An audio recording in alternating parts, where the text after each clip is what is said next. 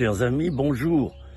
J'aimerais vous parler de l'abus du silence.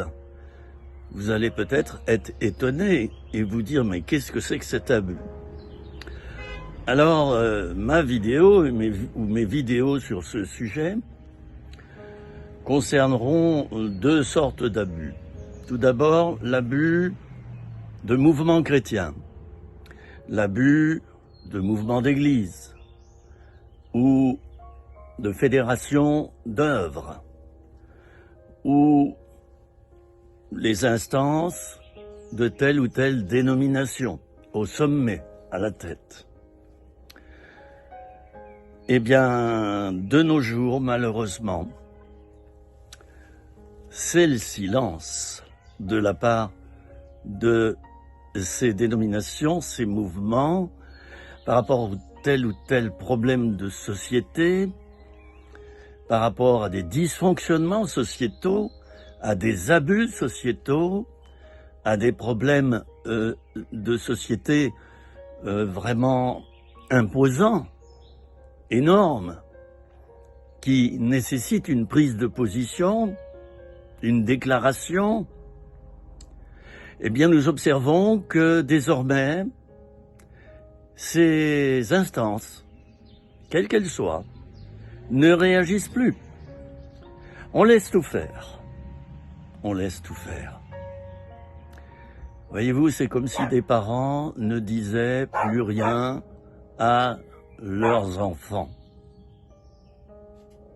C'est comme si des parents voyaient leur enfant qui met les mains dans la crème au chocolat, qui va tartiner les murs, et les parents ne disent absolument rien.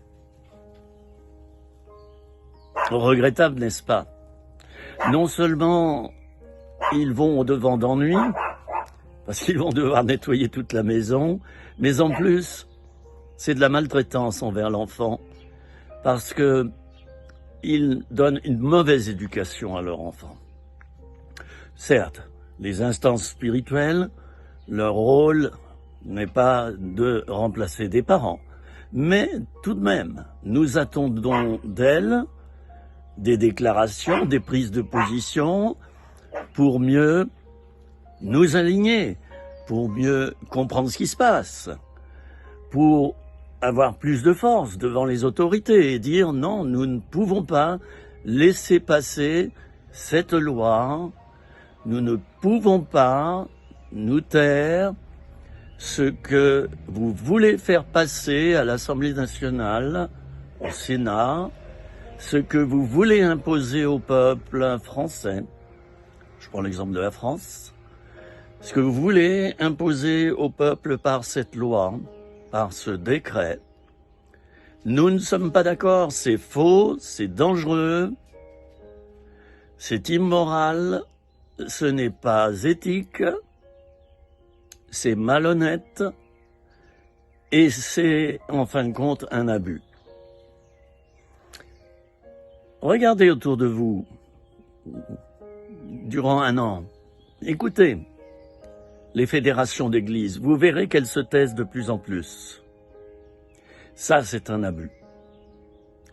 Lorsque beaucoup de gens sont dans la pauvreté, lorsque beaucoup de seniors ont une petite retraite, lorsqu'il y a de la violence partout dans le pays, lorsqu'il y a des événements absolument difficiles qui se produisent, silence radio de la part de ces mouvements d'église, passe ton chemin, tu ne m'intéresses pas. Je suis désolé. Le temps passe et je m'aperçois qu'il y a très très peu de prise de position. J'aurais voulu que nos mouvements d'église prennent position par rapport à la drogue, par rapport aux violences urbaines, etc., etc. Je ne vais pas nommer tous les problèmes qui ont défilé dans notre pays depuis des années et des années. Silence radio La Bible dit « Ouvre ta bouche pour le muet ». Chers amis, je vous invite à prier pour les autorités spirituelles, afin qu'elles soient plus courageuses et moins lâches. Elles ont peur. Peur de quoi? Du qu'en dira-t-on? Peur d'être mal vues, peur d'être persécutées. Quand on a peur d'être persécuté, je suis désolé, c'est qu'on ne vit pas vraiment dans la saine piété. Celui qui veut vivre pieusement sera persécuté, a dit Jésus. Prions pour nos fédérations, nos mouvements d'église, toutes dénominations confondues, pour qu'elles osent parler.